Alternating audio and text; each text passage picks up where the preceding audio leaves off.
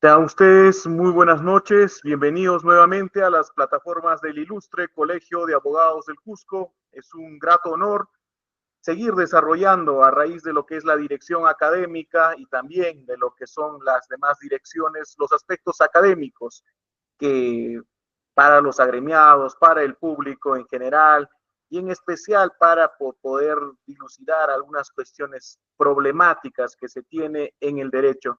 Es así que se ha organizado este diplomado internacional de alta especialización en derecho procesal penal que ha reunido a los mejores especialistas. Claro está que todavía tenemos eventos en noviembre donde ya tenemos un congreso presencial, pero ya este diplomado virtual que se está desarrollando, estamos en la sesión número 4 con el doctor Francisco Celis Mendoza Aima. Él es docente también de lo que son diversas universidades. Él es magíster y doctor por la Universidad Nacional de San Agustín de Arequipa. Además, ahora último, también ha tenido el honor de prologar la obra del doctor Eugenio Raúl Zaffaroni, una última obra que se está publicando también, en cuanto que está titulada Cuestiones dogmático-penales y de política criminal. Con esto, el doctor demostrando que tiene bastante arraigo académico y es un reconocido especialista en materia penal, por tanto, una fuente que nos va a apoyar en todo lo que es también su experiencia jurisdiccional que tiene. Entonces, con esta sesión, a nombre del Ilustre Colegio de Abogados del Cusco, a través de lo que es su decano, el doctor Franche Barría, y el doctor Daniel Jurado, que es director académico, damos paso a la exposición del doctor Francisco Celis Mendoza. Bienvenido, doctor, al Cusco, aunque sea de forma virtual, y adelante, usted quede en la plataforma del Ilustre Colegio de Abogados del Cusco, estaremos acá pendientes frente a cualquier situación también que Bien, pueda. muchas gracias. Adelante.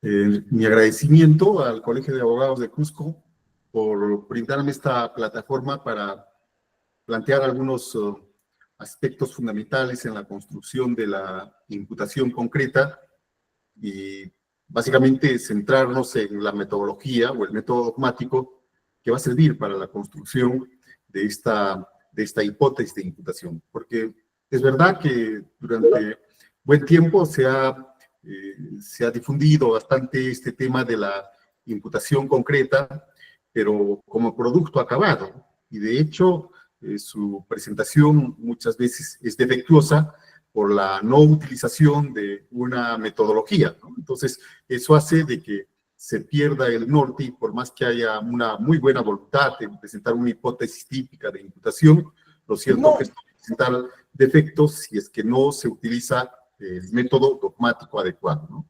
Y ese método dogmático es la teoría, que duda cabe. Es el método que como un sistema de filtros va a permitir procesar a través de cada uno de estos un comportamiento, y obviamente verificando primero si este es típico, antijurídico y culpable.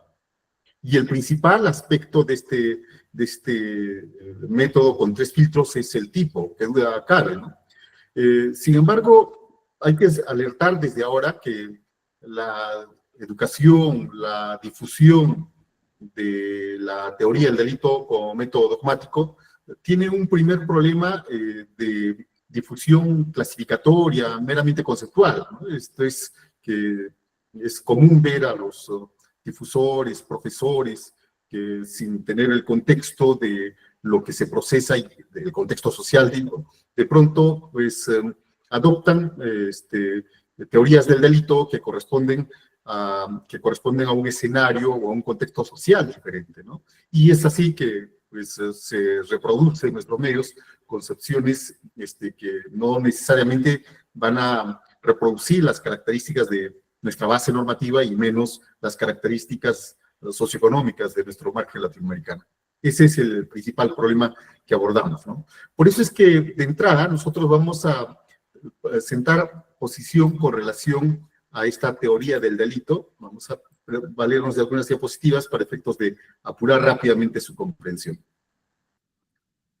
Sí se aprecia, doctor, sí se aprecia. Bien, muchas gracias. Bien.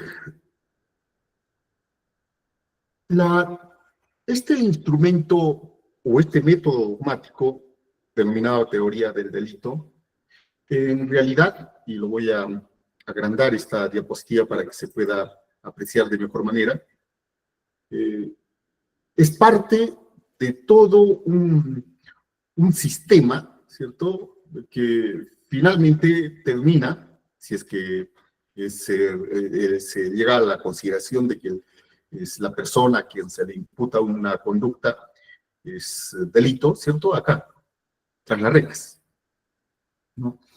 Pero debemos partir de un dato constatable, verificable, que los penales están cargados de personas de determinadas características, ¿correcto? Descobriza, personas que se encuentran al margen del poder político, del poder económico, y pues la población generalmente tiene un rango etario pues de los 18 a los 35 o 40 años, ¿no? Es decir, hay una suerte de selectividad, algunos dirán que no es intencional, pero una suerte de selectividad que pues hace de que sean los más vulnerables los que finalmente vayan a poblar los penales, ¿no? La estadística es clarísima, los censos o las características que corresponden a las personas que están internas en el penal son precisamente esas personas.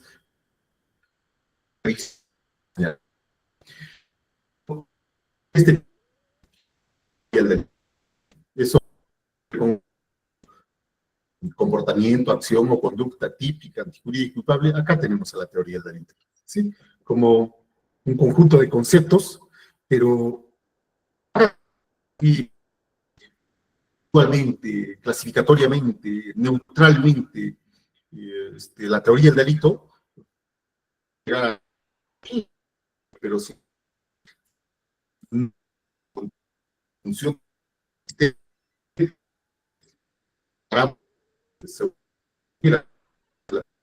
así se tenga Doctor, estamos una entrecortado, un a ver, a poquito ver. que entrecortado.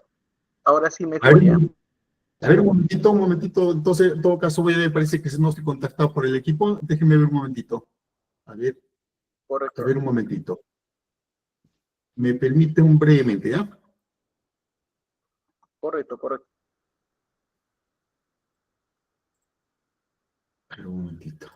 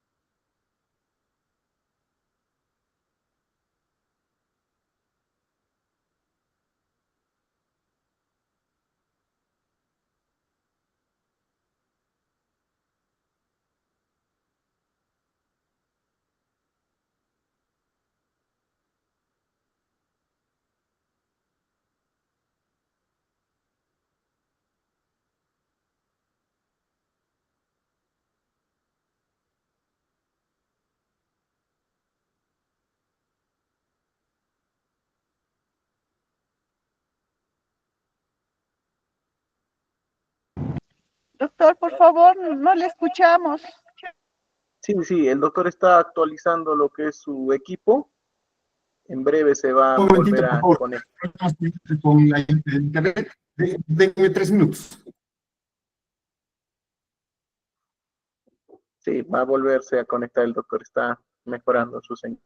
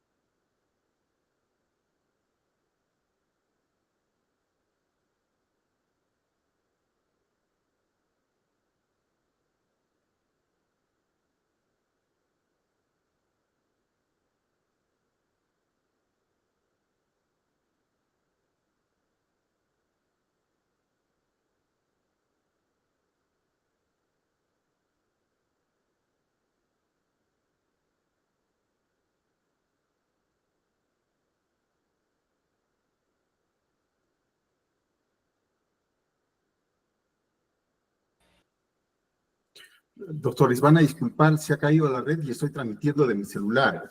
Si va a haber dificultad, doctor Bill, vamos a ver, si hay interferencia, mejor sería que lo suspendamos y lo hagamos el día lunes o martes, doctor, porque lo que quiero es llegar justamente con todos los conceptos, con las diapositivas que he preparado, para hacer un buen trabajo. Ahora sí, lo escuchamos, doctor, no se escucha. Inténtelo, doctor, si no, efectivamente, ¿no? Estamos constatando también que está habiendo problemas, así que no se preocupe, doctor, nosotros lo vamos a comunicar en el grupo para esta reprogramación también que tendríamos según la disponibilidad de usted, claro está.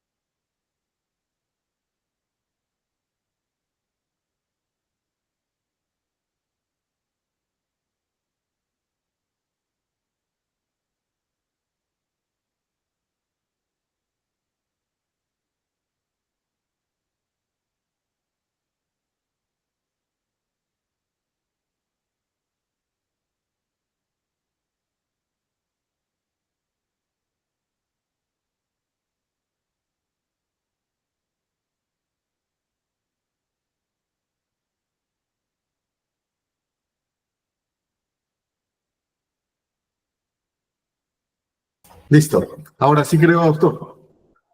Sí, ahora sí lo escuchamos bien, doctor. Perfecto, perfecto. Bien. Ahora sí, compartamos la diapositiva.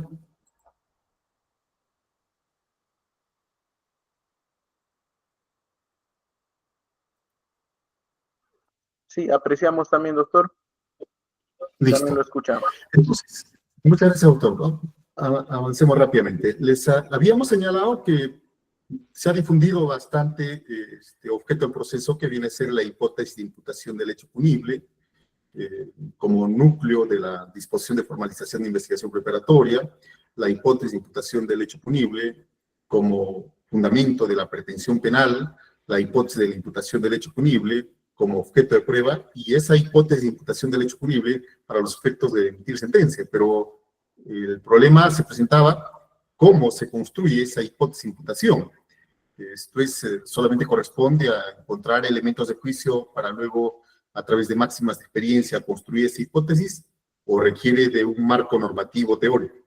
Y acá es donde entra el problema, es decir, con relación a una metodología dogmática, que sea la que paute los contornos de esa hipótesis de imputación. Y en efecto, esa metodología dogmática es la teoría del delito. Ese es un primer posicionamiento que habíamos señalado, ese carácter metodológico o instrumental de la teoría del delito como tal.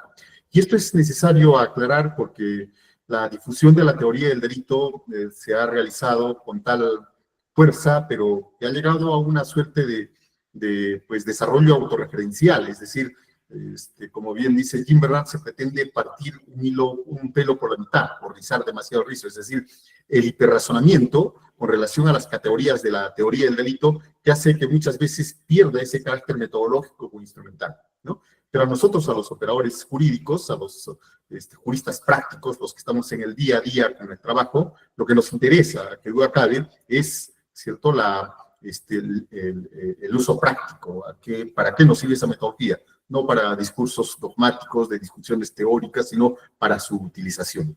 Y en efecto, la tercera parte, a propósito de lo que hemos señalado, es el que está relacionado a cómo ubicamos esa teoría del delito. Si bien es cierto, es una metodología, ¿cierto?, un método dogmático para determinar cuándo un comportamiento puede ser reputado como delito, lo principal es cuestionar esa difusión aséptica, neutra, meramente conceptualista o clasificatoria de la teoría del delito, porque vean ustedes, si ven a cualquier profesor que no tenga una concepción, ¿cierto?, del Estado, de la sociedad y de la propia filosofía, probablemente le va a ser fácil repetir aquellos conceptos en el sentido de hacer referencia que la teoría del delito es una conducta típica, antijurídica y culpable, y de pronto, incluso para lucir mejor su conocimiento, hacer referencia a la evolución histórica de la teoría del delito desde el causalismo naturalista, valorativo, finalismo, funcionalismo moderado, funcionalismo radical y el funcionalismo reductor. Y seguramente presentará cada una de las características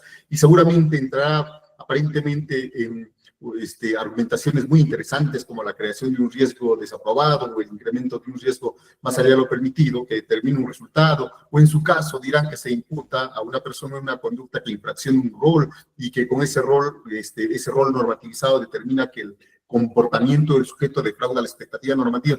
Y en realidad son conceptos pues muy bien elaborados, pero el problema es que se mueve en la dimensión solamente de los conceptos, como si pues las ideas tuvieran potencialidad solamente para reproducirse dentro de sí y armar estos aparatos conceptuales tan perfectos que pues resisten cualquier cuestionamiento que se haga desde la lógica formal, desde la articulación conceptual de la teoría del delito.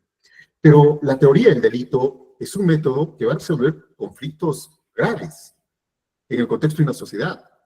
La teoría del delito no es un sistema conceptual neutral, no. La teoría del delito, primero, tenemos que considerar que es una teoría del delito que tiene como base la constitución política del Estado. Eso es lo fundamental.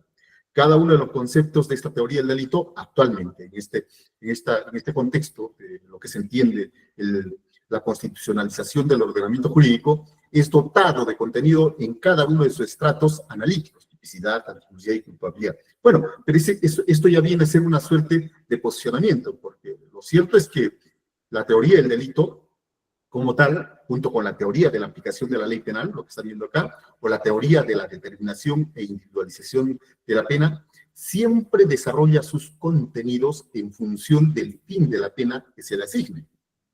O sea, es la finalidad de la pena lo que va a dotar de contenido a cada uno de los estratos analíticos de la teoría del delito.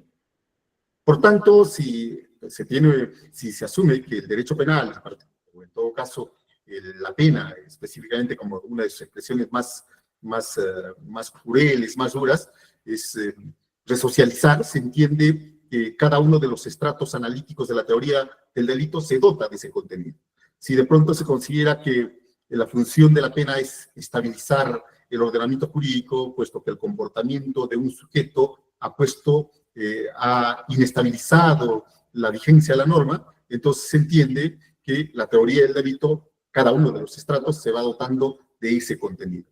Es decir, la teoría del delito no tiene las teorías de los delitos no tienen conceptos uniformes, sino que están dotados por el fin de la pena, por el fin del poder punitivo. Y esto está directamente relacionado con, pues, quien ejerce el poder punitivo como parte del ejercicio más fuerte, más duro, más cruel, que es el Estado. Es el Estado, básicamente, el que acude al poder punitivo para, pues, aplicar una teoría del delito, aplicar la ley penal e individualizar pena. Es el Estado. Los funcionarios judiciales, los funcionarios fiscales, somos, ¿cierto?, operadores del Estado, y pues vamos a utilizar esa teoría del delito para realizar todo ese proceso de valoración por filtros y determinar cuándo un comportamiento es delictivo. Pero tampoco es exacto afirmar que el Estado pues, es simplemente un instrumento neutro que está al servicio de todos y que vela por la seguridad, por el bienestar, por la realización de los derechos fundamentales de todos. Eso sería tener una imagen, un concepto muy idealista del Estado. El Estado, siempre, como ha sucedido a lo largo de la historia, siempre ha sido parte del instrumento más fuerte que han tenido los sectores hegemónicos, aquellos sectores que detentan cualquier tipo de poder económico, militar, político, religioso, es decir, el Estado sirve a esos intereses preponderantes en una determinada sociedad, ¿no? Entonces, por eso es importante siempre para saber hacia dónde orienta el Estado el ejercicio del poder punitivo, para con ello recién decir, carambas, el Estado no es ese instrumento neutro, no es ese instrumento que se preocupa por la realización de los derechos fundamentales de todas las personas sin distinción alguna, sino comprender que el Estado, ¿cierto?, como instrumentaliza el poder punitivo muchas veces, ¿cierto?, para afectar a los sectores vulnerables. para eventualmente criminalizar la protesta popular, para eventualmente pues emplear la pena como una suerte de guerra legal, ¿no? Entonces, hay necesidad de tener una idea de lo que es el Estado, pero también, ¿no? Un Estado acrítico, ¿no? Un Estado más o menos de la forma de considerar conceptualmente, es la sociedad organizada y que tiene su poder ejecutivo, poder legislativo y poder judicial, no, sino el Estado en la forma como se expresa. Y esto nos obliga a dar un paso atrás, es decir, la concepción de sociedad que tenemos. Y eso sí es determinante. No olvidemos que las concepciones funcionalistas, principalmente, para esto vamos a antagonizar la concepción funcionalista radical, la jacobsiana, la que entretiene bastante, la que gusta, la que está de moda, la que los muchachos lo abrazan de recibo, acríticamente, ¿cierto?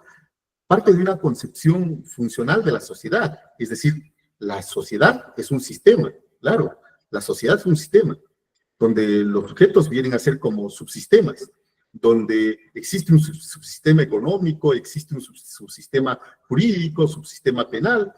Entonces, se entiende que la sociedad como sistema permite la articulación de todos los subsistemas, de tal manera que la sociedad obra como un engranaje fino, de alta relojería, donde cualquier disfunción de esos sistemas va a dar lugar a que el Estado reaccione y estabilice ese sistema, sancionando a aquel sujeto que habría defraudado la expectativa normativa, ¿no? Es decir, tiene sentido considerar cuál es el concepto de sociedad que se tiene, porque si en efecto la sociedad es tal como se describe desde la perspectiva del funcionalismo sociológico y la sociedad es un sistema muy armónico, entonces, como esto es así y todos funcionan, desempeñan sus roles también como parte del subsistema, claro, es positivo que el Estado trate de que ese sistema se conserve como tal.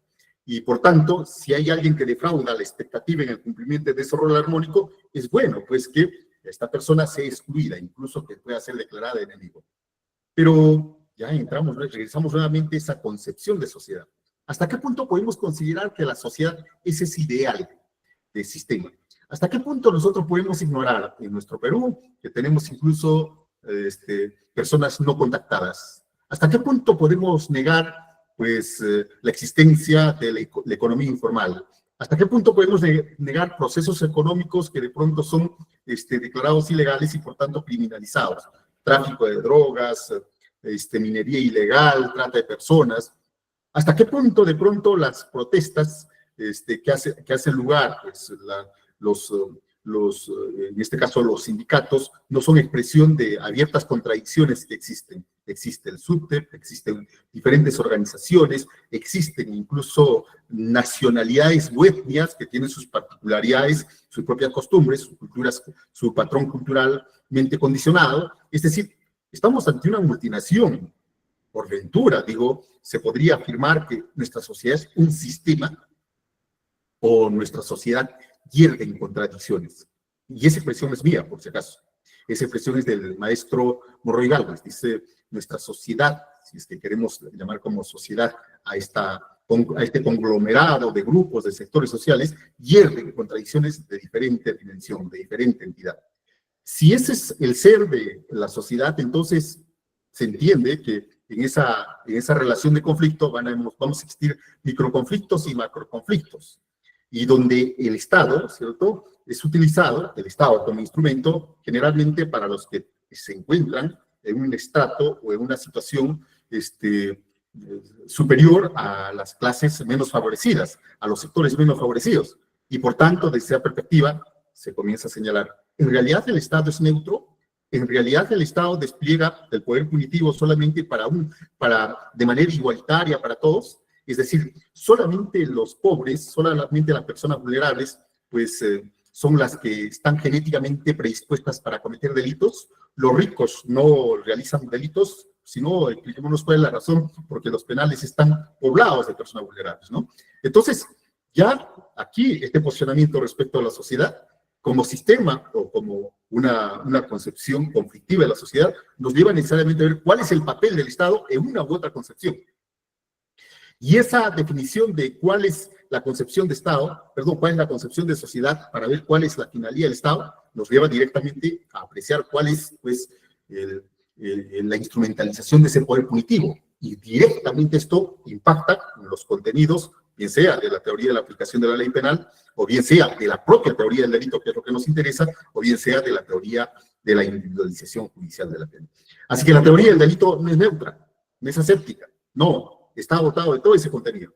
¿Cuál es el principal problema que encontramos en las universidades? Es una reproducción acrítica de la teoría del delito, de los conceptos por conceptos. Y pueden encontrar a muchachos, ¿cierto?, que peroran la teoría del delito manejando las categorías, elementos del tipo objetivo, del tipo subjetivo, elementos subjetivos distintos del dolo, es decir, pueden entretenerse y entretenerlos con esos conceptos aparentemente finamente hilados, pero que sin embargo están desprovistos de ese contenido político, ¿cierto?, fuerte, que corresponde, político digo en el sentido amplio, no digo político en el sentido partidario, sino político en el sentido amplio, ¿no? Entonces, este posicionamiento es muy importante, demasiado importante, porque nos llega a una conclusión, que la teoría del delito debe entenderse en su historicidad.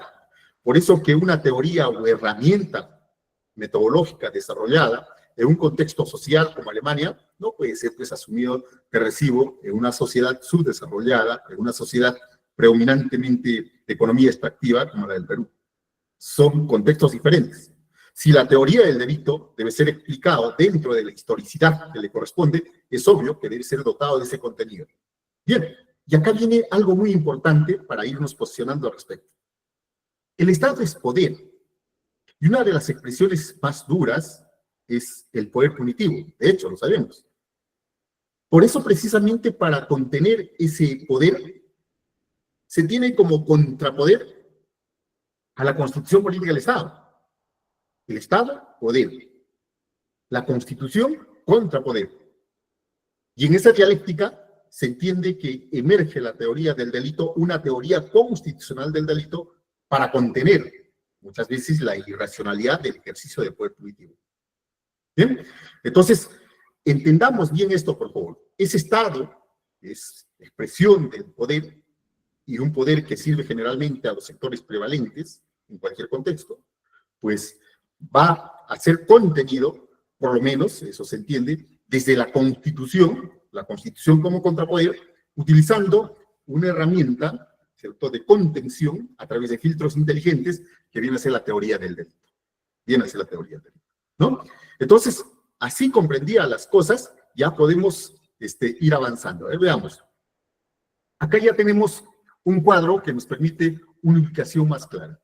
¿Qué concepción del mundo, qué concepción de sociedad, qué concepción del Estado tienes para efectos de decir qué conceptúas por acción o comportamiento, ¿no? A ver, si tienes una concepción, una metodología idealista, entonces vas a desarrollar, pues, una concepción tal vez desde el sociologismo funcionalista, los neo-hegelianos con Jacobs, o las teleológicas neocantianas, ¿no? Hegel y Kant. No tenemos nosotros por qué de pronto atribuir características que ellos mismos lo defienden.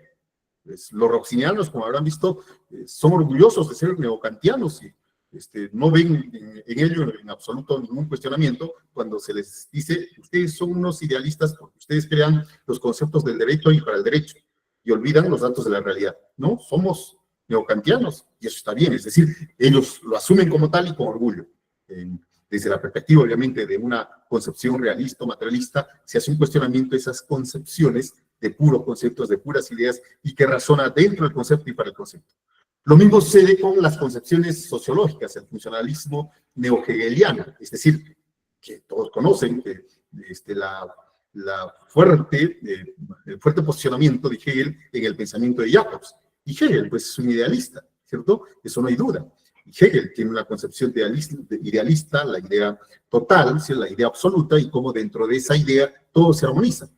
Y en efecto, Jacobs adopta esta concepción hegeliana, ¿cierto?, pero sobre la base también de una concepción funcionalista sociológica. Bien, pero al otro lado tenemos la metodología realista, aquellos que parten de una concepción, ¿cierto?, de que primero está el mundo, ¿cierto?, existieron los dinosaurios en su momento, desaparecieron y el mundo sigue dando vueltas, tal vez nosotros desaparezcamos y el mundo seguirá dando vueltas, así es que la realidad, el movimiento, es lo que existe. ¿Listo? Entonces, desde esa perspectiva, se asume una teoría del delito. Cada una de estas concepciones van a dotar de contenido a estos filtros: tipicidad, antipublicidad y culpabilidad. Los funcionalistas neo-hegelianos tendrán su propio concepto de tipicidad. Los funcionalistas neocantianos, es decir, los roxinianos, tendrán un concepto de tipicidad. Desde el funcionalismo constitucional del reductor, la propuesta del profesor Zaffaroni, así también hablamos de tipicidad, y obviamente la configuración de ese filtro analítico de la tipicidad tiene un contenido diferente a la tipicidad desde la perspectiva del funcionalismo radical y desde la perspectiva del funcionalismo moderado. Así que, por más que de pronto se utilice un mismo término como es la tipicidad, pues los contenidos conceptuales son diferentes. En unos casos, como el tema de la concepción del funcionalista constitucional o reductora, en línea de contener el poder. Ese poder estatal que tiene su expresión más cruda, más dura en el poder punitivo, es contenida por ese contrapoder, que viene a ser los principios constitucionales que van a dotar de contenido a esos filtros analíticos de la teoría del delito. Pero miren, ustedes dicen, usted nos ha dicho al inicio que no entremos mucho a esta suerte de discurso conceptual, pero esto es necesario, porque lo que estamos indicando, ¿cierto? Creo que esto no ha corrido, hemos pasado directamente acá. Ahora sí lo voy a...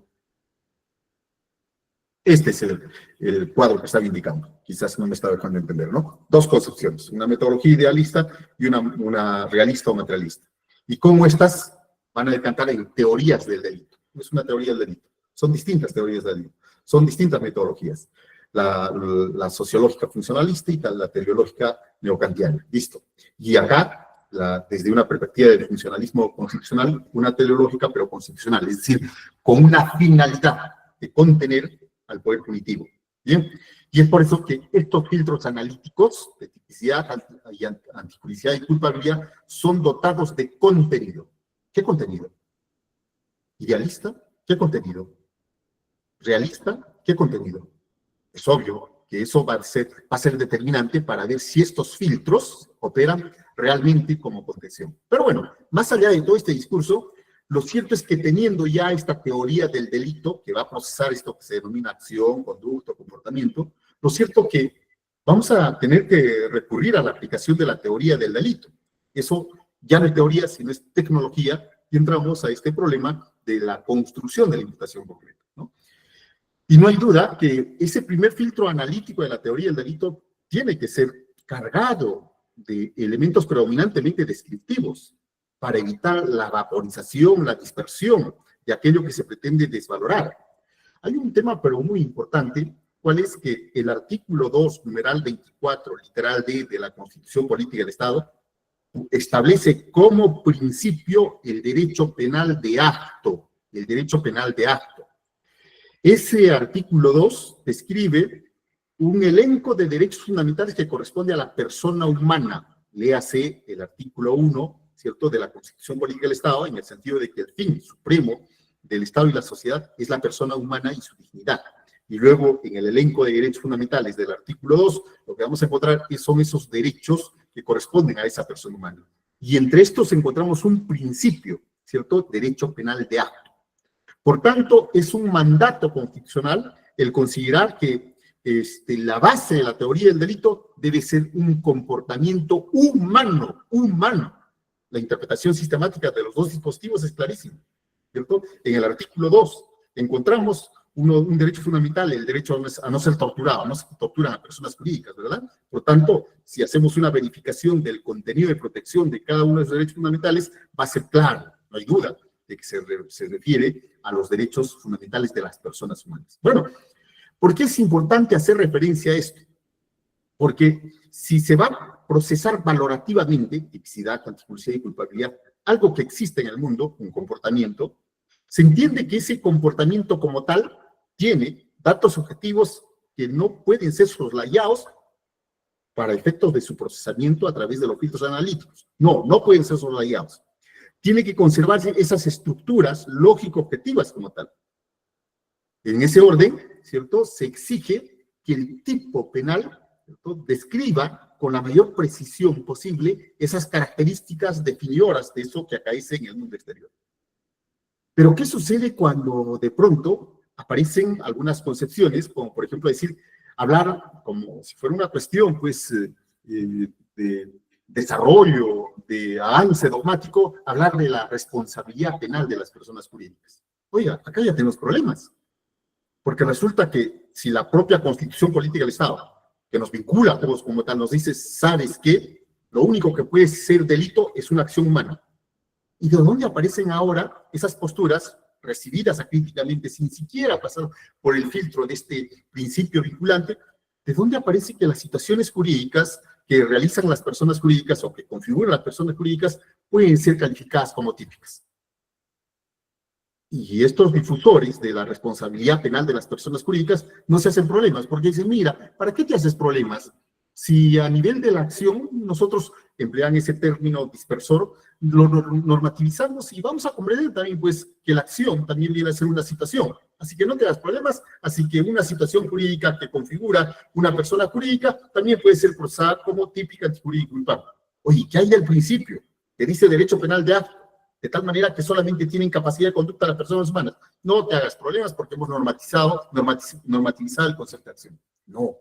Ese término de normativización ciertamente es muy peligroso porque es dispersor, diluye los datos de la realidad. Y cuando se acuda a ese término como abracadabra, hay que tener mucha desconfianza. Recuerden que también, respecto de esto que estamos hablando, hay algunos conceptos que pretenden ser superados bajo el término de normativización propio, ¿cierto?, de los normativistas, propio de los funcionalistas neohegelianos y los neokantianos, porque ¿qué resulta? Que cuando se habla, por ejemplo, de todos con entusiasmo, dicen, hemos superado esa concepción psicologista del dolo como voluntad y conocimiento, ahora hablamos de un dolo normativo que solamente considera el conocimiento. Oigan, ¿dónde aparece esto que el dolo solamente puede ser conocimiento? ¿Desde qué concepción podemos nosotros decir de que la intención, por ejemplo, en este caso de transmitir algunas ideas, requiere primero conocimiento y luego la voluntad de transmitir? Eso es intención. Si de pronto quiero matar a una persona, pues tengo conocimiento, que tengo un arma y que disparándole a la cabeza lo voy a matar. Y obviamente luego hay un querer, un aspecto voluntario. Es decir, son estructuras que no pueden de ninguna manera ser dispersadas. Y esa intención, si se encuentra en el tipo penal, se llama dolo, Pero de pronto algunos dicen, bueno, como es un poco difícil de probar el querer, nos vamos a quedar solamente con el conocimiento. Es decir, el derecho penal está creando sus conceptos para sí. Es decir, el derecho penal puede sustraerse de los datos de la realidad. Recuerden ustedes lo que pasó, por ejemplo, con el caso Persinor en Lima, caso Utopía, ¿cierto? Donde, pues, este empresario, pues, tenía una discoteca de muchachos de clase media que concurrían todas las semanas. Una de esas semanas trágicas, pues, la discoteca fue abarrotada, había fuegos pirotécnicos, algunas puertas clausuradas, y resulta que se produjo un incendio. Bien, esta actividad, obviamente, al empresario Persinor le suponía, pues, buenos ingresos. Y después del procesamiento, ¿cierto?, no se consideró homicidio culposo, sino se dijo que era homicidio doloso, porque resulta que esta persona, ¿cierto?, obró dolosamente. Oiga, ¿y qué conceptúa por dolo? Porque nosotros no vemos en ello intencionalidad de que vaya a matar a la gallina de los huevos de oro, ¿no? Es decir, en el sentido de querer matar a las personas que son las que le reditúan semanalmente buena cantidad de dinero. Ah, no. Lo que vamos a ver esto para efectos predictores, dicen, es que Persinor conocía que ese establecimiento tenía poca capacidad. Sabía que esa noche había juegos pirotécnicos. Sabía que se había clausurado algunas puertas. Sabía que había juegos con fieras. Listo. Como conocía, conocimiento 1, conocimiento 2, conocimiento de riesgo 3, conocimiento de riesgo 4, entonces, eureka, sí obró dolosamente. Solamente por el conocimiento, sí, pues. Oiga, y la intención, no. Esto se llama dolo normativo. Y todos saltaron de alegría porque resulta que aparentemente se había dado un salto respecto de lo que debe entenderse completamente como dolo. Se le había quitado su médula, su esencia. Y vean ustedes lo peligroso que es hablar de estos conceptos de normativización, porque con eso diluyen la realidad, Por eso cuando se va a aplicar la teoría del delito hay que tener mucho cuidado en la interpretación de los elementos valorativos y subjetivos. De los elementos descriptivos no hay mayor problema, porque el supuesto de hecho seguramente va a mantener algunos elementos descriptivos que pueden ser descritos en una proporción fáctica, pero va a haber elementos valorativos, y en esos elementos valorativos va a ser muy necesario que se describa previamente, es decir, no se valora lo valorado, me dejo entender. Acá ven ustedes un celular, y este celular existe y pueden describirlo, pero lo que no se puede describir es la valoración, la afinidad de este celular, porque está dentro de mi esfera de dominio. Eso es una valoración. Por tanto, solamente se puede realizar valoración de lo que existe en el mundo. No se puede realizar valoraciones etéreas, no. Y ese es el principal problema que se tiene cuando de pronto en los tipos penales, desde una, comillas, normativización, se pretende dar una valoración sin sustrato fáctico. Lo que pasaba en los delitos, por ejemplo, de lavado de activos. Se hace referencia al origen ilícito. ¿Y qué es el origen ilícito? El origen ilícito viene a ser solamente la estimación subjetiva que puede tener el sujeto. El origen ilícito puede ser algo así vaporoso o inaprensible que solamente puede inferirse por el incremento de riqueza que puede tener determinada persona. No. El origen ilícito, y esto lo ha determinado con claridad la sentencia casatoria plenaria 1/2017, en el sentido de que el origen ilícito es una actividad genérica idónea para producir activos, ¿cierto? Activos sucios, por cierto, negros, pero es una actividad económica, es una actividad productiva, ¿bien? Pero como lo presentaban anteriormente los funcionalistas neo-hegelianos, obviamente, o aquellos que daban un contenido de valoración pura al origen ilícito. No se requiere, así es que si tú quieres, puedes formular una hipótesis donde planteas la etiqueta en la formalización de defraudación tributaria, pero luego si de pronto encuentras algún elemento por ahí, le varías de calificación y pones en minería ilegal, y luego en el desarrollo del juicio de pronto puedes considerar que se trata de minería ilegal y no hay problema. No, señores, no. Ese origen ilícito tiene que tener un núcleo mínimo descriptivo, y lo dice esta sentencia casatoria plenaria en el fundamento 24 de esta casatoria plenaria 1/2017. Vean ustedes los problemas que se presentan con relación a este tema. Otro de los aspectos, y es fácil en este sentido hablar, ¿cuándo se va dispersando este tema? Hablemos, por ejemplo, del delito de agresiones, 122-B. Cuando nos remite sistemáticamente al artículo 108-B y hace referencia al contexto de violencia. Y el contexto de violencia se entiende pues que debe tener un contenido, y no los contenidos que se inventa el juez o el fiscal, sino el contenido está relacionado con aquellos estándares que tienen que ver con un contexto patriarcal, de verticalidad, de vulnerabilidad, de ciclicidad. Es en ese contexto donde de pronto se produce alguna muerte, o en todo caso lesión, donde recién se puede afirmar que se ha realizado ese tipo penal. Pero resulta que en esa perspectiva de sustraerse, ¿cierto?, a las exigencias actuales, en este caso todo ese contexto que estamos indicando, dice, no, violencia es cuando sea una violencia episódica. Si dos hermanos, uno que vive en Tacna y otro que vive en Tumbes, se encuentran en la ciudad de Arequipa para efectos de discutir sobre una herencia, y entre ellos se agreguen, como se trata de familiares, entonces violencia familiar. Se percatan, o sea, el problema es cómo desde esa pretendida normativización se llega a interpretaciones disparatadas, que hace lugar a que no se pueda construir esto que es lo fundamental, la imputación concreta que viene a ser el producto. Por eso es que es muy importante para los señores abogados, fundamentalmente, y para los señores fiscales, para tener pues, posibilidad de éxito con la formulación de imputación, tener claro cuál es esa metodología que se va a emplear. Porque si nos quedamos solamente en la distracción de un debate puramente conceptual, no vamos a avanzar absolutamente nada, ¿no? Esto ya lo hemos indicado, cómo han ido evolucionando estos métodos de la dogmática, no es el tiempo para hablar de esto. Hacemos referencia a la estructura funcional. Rápidamente, lo que quiero hacer referencia es este tema. A ver.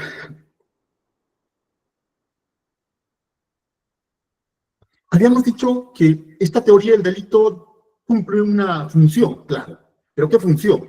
¿Una función política y criminal como la roxiniana? ¿Una función de estabilización de la norma como la jacobsiana? ¿O una función de reducción? ¿Qué nos dice la Constitución, pues? nosotros no tenemos por qué acudir, ¿cierto?, a, pues, bases extrañas a lo que aparece en la Constitución. Y lo que nos dice la Constitución, funcionalismo constitucional, por cierto, dice que, pues, esta debe ser como contrafuego. Es para efectos de contener, a veces, la irracionalidad del ejercicio del poder político, ¿no? Partiendo de que, pues, subyace una sociedad en permanente conflicto y competencia, y que, por tanto, muchas veces se selecciona a los sectores más vulnerables para que sean el clientelaje favorito de las cárceles, ¿no? Esta afirmación de que la necesidad hacia el órgano es muy importante. ¿Por qué? ¿Qué es lo que tiene, qué es lo que pretendemos señalar con esto? Es el objeto, el problema, lo que determina las características del método que vamos a emplear para resolver el problema. Es que primero planteemos el problema, ¿qué tipo de problema? Para después ver qué método vamos a emplear. Así es, nunca el inverso. Es un ejemplo tan elemental. Se revienta o puncha una llanta e inmediatamente sabemos que tenemos que desajustar las tuercas. Y para ello recurrimos a un método. ¿Cuál es ese método? La llave de ruedas. Pero si traemos una llave de ruedas de Tecnofor, obviamente no nos va a servir. Por eso es que el problema, el objeto, es lo que determina el método. En otras palabras, el problema, el comportamiento exteriorizado de una persona humana, es la que determina las características del método. Es ese comportamiento exteriorizado, que ha generado un conflicto grave, el que va a determinar las características del método. ¿Qué método? El método sistemático de la teoría del delito. Un método que tiene que filtrar a través de la tipicidad, antijusticia y culpabilidad este comportamiento. Pero cuando se tiene una concepción diferente, ahí viene el problema. Resulta que se asume que el método es autopoyético, que el método desarrolla sus conceptos y que el método pueda crear su propio objeto. Eso es idealismo. Y es un idealismo epistémico fuerte. Y eso, obviamente, hace de que muchas veces pues, se parta de esta suerte de normativización como tal para efectos incluso de realizar adecuaciones típicas donde no es posible. Rebelión, se levantó en armas. A ver, ¿cómo es eso de se levantó en armas? Porque si el artículo 139.9 nos dice que levantarse en armas tiene que ser interpretado de manera restrictiva y está prohibido las integraciones analógicas, entonces, ¿cómo comprender ese levantamiento de armas sin armas? No tienes problemas porque resulta que hemos normativizado esos términos, así que sí hay levantamiento de armas cuando no hay armas. O sea, ese es un problema porque se está creando el objeto para el método. Puesto que, entonces, debe quedar claro que asumir una concepción realista es un imperativo de contención epistémico, para que sea la propia realidad el límite a la pulsión, muchas veces irracional, del poder punitivo.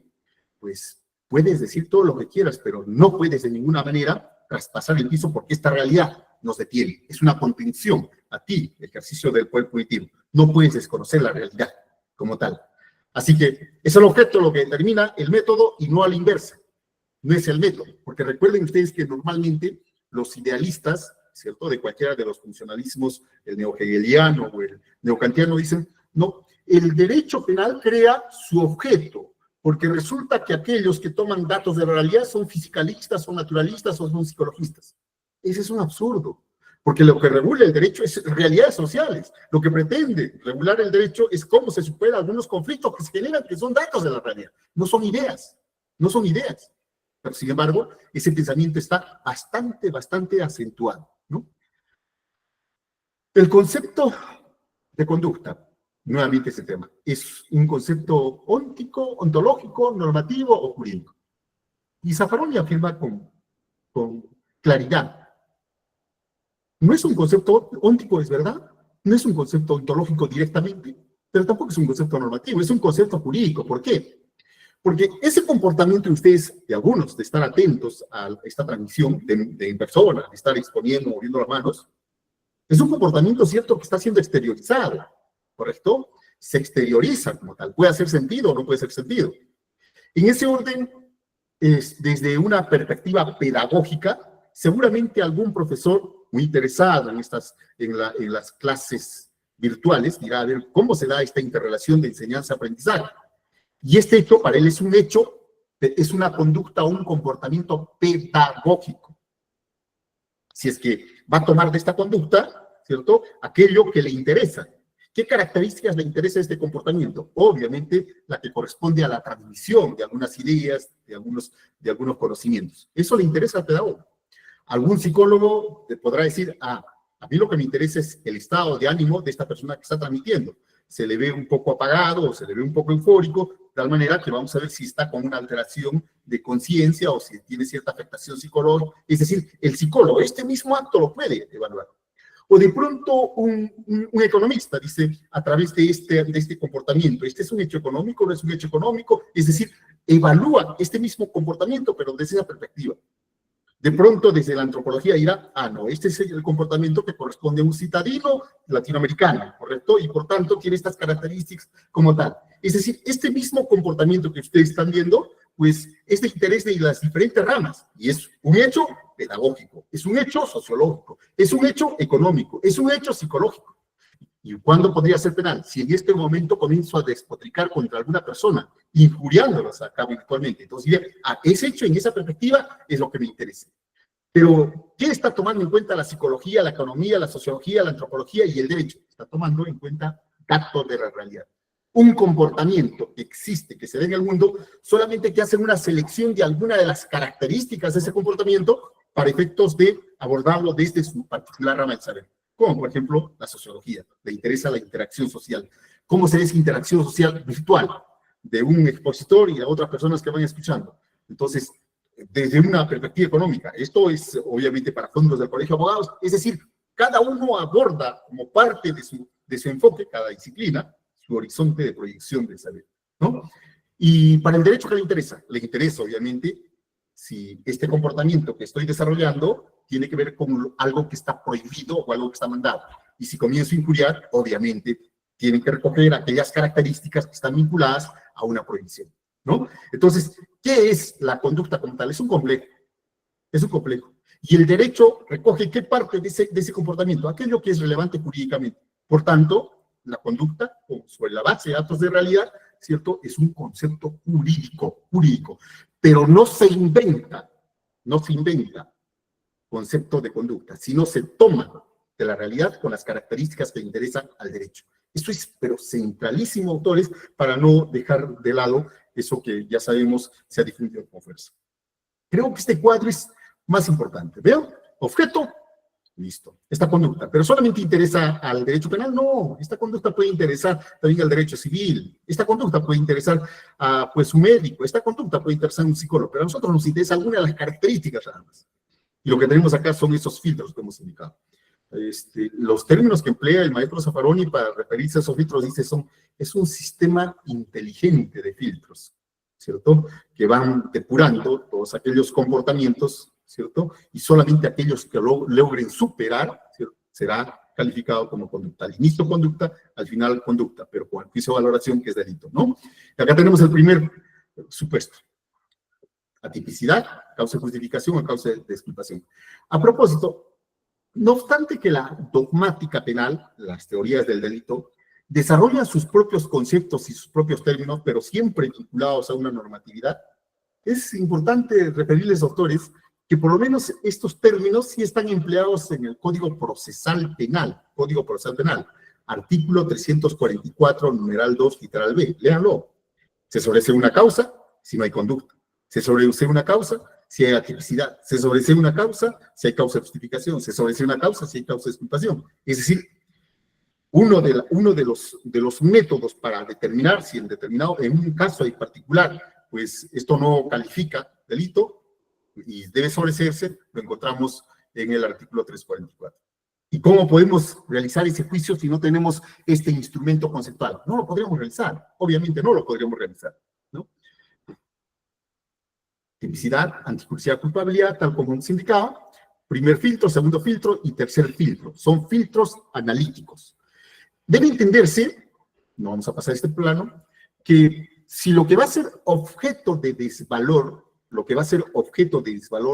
es un comportamiento o una conducta, y resulta que esa conducta tiene un aspecto objetivo y un aspecto subjetivo. De hecho, en este momento hay un aspecto subjetivo, mi representación y la intención de, pues, trasladarles a ustedes esta representación conceptual que tengo, que se exterioricen las palabras, es evidente que el acto de matar, el acto de violar, el acto de ocultar, también son acciones que pues, se realizan objetivamente y se realizan subjetivamente. En consecuencia, el método debe tener las características que corresponden al objeto. Y ese método, por tanto, debe tener un aspecto objetivo y un aspecto subjetivo. Es decir, el tipo que describe ese supuesto de conducta debe tener un tipo objetivo y un tipo subjetivo. Tipo objetivo y tipo subjetivo. ¿Bien? ¿Cómo podrían, digo, los funcionalistas radicales, en este caso, cuando dan predominancia solamente a la tipicidad objetiva, trabajar con la exigencia del artículo 14, ¿cierto? O del artículo 13. ¿Cómo podrían trabajar? ¿Cómo resuelven los problemas de los errores de tipo? Porque los errores de tipo se indica bien cuando el sujeto no tenía conocimiento y voluntad de la realización de uno de los elementos del tipo. Hablamos del error de tipo. Se les hace dificultoso porque cuando centran todo el juicio de valor solamente en la tipicidad objetiva, tienen problemas. ¿Bien? La antijuridicidad, a propósito de la causa de justificación, también lo mismo. Porque la antijuridicidad supone que algún sujeto realiza una conducta realizadora del tipo mata, viola, causa daños, pero obra una causa de justificación, eso lo conocemos. Pero a propósito de esa dispersión de aquellos apologetas de la responsabilidad penal de las personas jurídicas, transitamos al nivel de la culpabilidad y todos sabemos que la culpabilidad tiene un núcleo bastante fuerte de esa tensión entre el libre albedrismo y el determinismo. Porque si el sujeto es libre, ¿se entiende? Entonces se le puede reprochar haber realizado ese injusto sabiendo que era un injusto, ¿sí? Entonces, pero si el sujeto no tenía libertad, entonces realizará un injusto, pero no es culpable. Es decir, el núcleo de la culpabilidad parte de la libertad, el libre albedrío, el sujeto y el injusto. Y el sujeto sí sabe, ¿cierto? Que realizar ese injusto es delito, y no obstante lo hace. El centro a este nivel de la culpabilidad, no cabe duda, viene a ser el tema de la libertad o no. Pregúntese, el club cienciano, el club, debe ser Cusco, si no me equivoco, universitario, ¿cómo podríamos decir que la situación jurídica que han generado es típica antijurídica y también es culpable? Si son personas fictas, si son ficciones. Si nosotros pretendemos procesar esas situaciones disvaliosas que muchas veces se generan en las personas jurídicas, utilizando la teoría del delito, lo que vamos a hacer es reventar estos filtros. Se van a laxar, porque a través de estos filtros que operaban como convención, como ahora queremos procesar situaciones jurídicas, entonces esa teoría del delito simplemente va a reventar. ¿Por qué? Porque pretendemos hacer pasar por ese método objetos que no le corresponden, que no son idóneos. Es un absurdo completo, ¿cierto? Pero no se descanse en esa concepción idealista de decir, no, ya tenemos un concepto normativo de acción, así es que no te da problemas, luego comenzamos a normativizar, ¿cierto? A dispersar, a diluir cada uno de esos filtros de contención, de tipicidad, antijuridicidad, y a nivel de la culpabilidad, pues ya inventaremos algo normativizando esto y que no esté necesariamente relacionado con esa libertad, ¿cierto? De elección que tiene el sujeto para realizar ese hecho jurídico. Bien, algunos puntos muy importantes. Esta teoría trialista, que es la que estamos asumiendo, y en línea de la construcción de una teoría constitucional del delito, es interesante el título de un libro de hace buen tiempo, pero no he leído la última edición, parece que ha sido reactualizada, de Mariano Silvestroni, que en efecto desarrolla un texto con ese título provocador, ¿no? Teoría constitucional del delito. Bueno, y habría razón al respecto si esto lo vemos como una meta.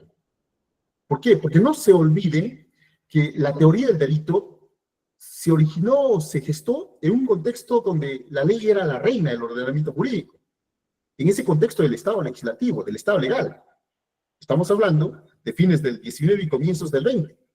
Es donde aparece esa teoría del delito naturalística, del causalismo natural, después el causalismo relativo, y tuvo que darse esas dos conflagraciones mundiales, Primera y Segunda Guerra Mundial, para que los juristas comprendan de que la ley no es suficiente, que la ley pues es muy laxa y que se puede dotar de contenido, ¿cierto?, a esas reglas, y que pues con ello no se contiene las pulsiones de los poderes punitivos planetarios. Pues la Alemania nazista, claro está, dotó de contenido a su propia legalidad, lo mismo Mussolini, lo mismo en Sudáfrica. Lo cierto es de que con la ley se afectaban los principios fundamentales. Así que esa reflexión dio lugar a que surge el constitucionalismo, pero ya hablamos de después de la Segunda Guerra Mundial. Y es en el contexto del constitucionalismo que se comienza a repensar la teoría del delito, ya no desde la legalidad, sino ahora desde la Constitución. Y ese tránsito todavía no ha acabado, porque la pugna está en efecto entre aquellas que todavía quieren entretener en crear sus propios conceptos y no sujetarse a la Constitución, y los que planteamos la necesidad de la construcción de una teoría constitucional del delito. Por lo menos se va peregrinando, y con esto voy finalizando, estimados doctores, algunos principios fundamentales. Primero, principio fundamental Iragardini, principio de derecho penal de acto, principio reglado en el artículo 2, numeral 24, literal D. Segundo, principio de legalidad constitucional, no la legalidad del viejo Estado legislativo, sino del Estado constitucional, también en el artículo 2, numeral 24, literal D, ¿cierto? Los delitos solamente pueden ser actos o omisiones, pero que estén previamente previstas por ley. Uno, que esté escrita. Dos, que sea estricta.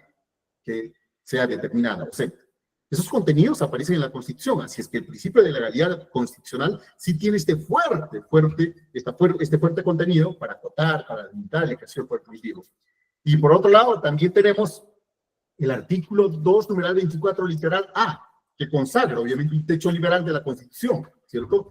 En el sentido que, léalo, dice, nadie está impedido de hacer lo que la ley no manda, ni nadie está impedido de hacer lo que la ley no prohíbe, ni obligado a hacer lo que la ley no manda, ¿no? Entonces, está clarísimo, hay un techo liberal, y por consiguiente, este principio de legalidad, ¿cierto?, configura también un filtro de contención.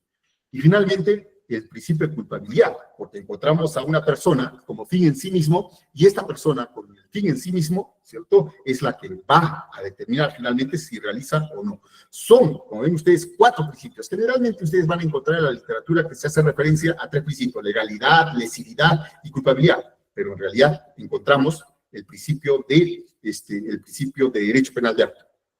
Hay un principio que no aparece regulado como tal en el Código, en la Constitución Política del Estado, pero sí en el título preliminar del Código Penal, es el principio de lesividad. Ese principio de lesividad es una trinchera constitucional que no debemos abandonar. Es decir, puede haber comportamientos que realizan formalmente los elementos del tipo y, sin embargo, no generar un conflicto grave porque no afecta a un bien jurídico. La afectación del bien jurídico es central, pero no conceptuando al bien jurídico como una etiqueta, sino como algo lírico, como algo poético, sino al bien jurídico como algo operativo. Es decir, esa posibilidad, esa disposición del uso de un derecho fundamental. No el derecho fundamental, el derecho fundamental no es el bien jurídico, ese es el plexo de valores. Lo que es el bien jurídico es la disponibilidad de uso de esa vida, de ese honor, de esa integridad física. Si nosotros comenzamos a razonar y a construir una teoría constitucional del delito, precisamente tomando como valores la propia Constitución, habremos avanzado bastantes, y créanme que sí podremos construir verdaderas, correctas hipótesis de imputación para delimitar el objeto del proceso. Muchas gracias. Muchas gracias, estimado doctor. Excelente exposición, y también para nutrir estas teorías que a veces importamos como si fuera el último automóvil y las utilizamos en nuestras sociedades, ¿no?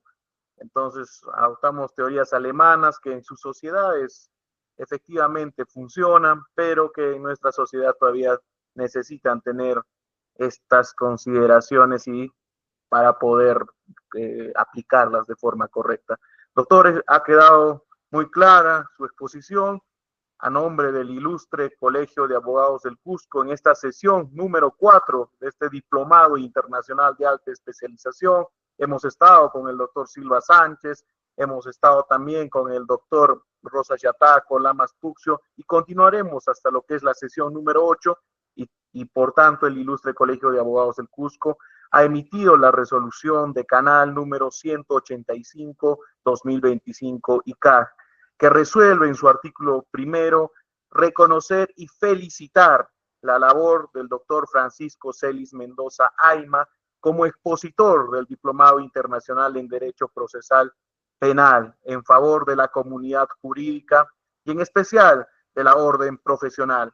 Artículo segundo, entregar lo que es la resolución respectiva, firma nuestro decano, el doctor Franche Barría Montesinos. Conforme lo que es un evento virtual, nosotros estaremos haciendo llegar, estimado doctor, esta resolución también a su persona y tenga por seguro que el Ilustre Colegio de Abogados del Cusco estará ya organizando mayores eventos también en favor de todos los colegas y vamos a tratar de que sea presencial también para evitar este tipo de problemas a veces virtuales que existen, pero estimado doctor, de repente unas palabras finales para culminar esta sesión número 4 y siempre viendo también con los seguidores que tiene a nivel de las redes sociales que han estado reaccionando, por puesto que usted también es un referente que ha participado en distintas instituciones, incluso el Poder Judicial también.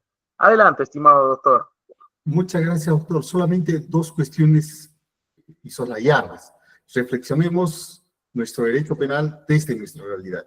Seamos críticos con las concepciones dogmáticas que corresponden a otros estados, porque si hablamos de dogmáticas, las dogmáticas tienen su vínculo con el ordenamiento jurídico de un particular estado. Y si nosotros traemos dogmáticas que corresponden a ordenamientos jurídicos foráneos, podemos diluir, ¿cierto?, esa función de contención de la teoría del delito. Muchas gracias y buenas noches. Buenas noches, muchas gracias, estimado doctor Francisco. Ahí recibe las palmas de todos los participantes virtuales en esta ocasión también. Agradecidos nuevamente. Y muchas gracias con todos también. Muchas gracias, agradecidos con todos los participantes. Ya nos vemos la siguiente semana con la sesión número 5 en este diplomado virtual que tenemos a nombre del Ilustre Colegio de Abogados del Cusco. Las disculpas del caso también con las acciones primigenias, pero ya que quedan grabadas también para posterior visualización. Agradecidos nuevamente y buenas noches.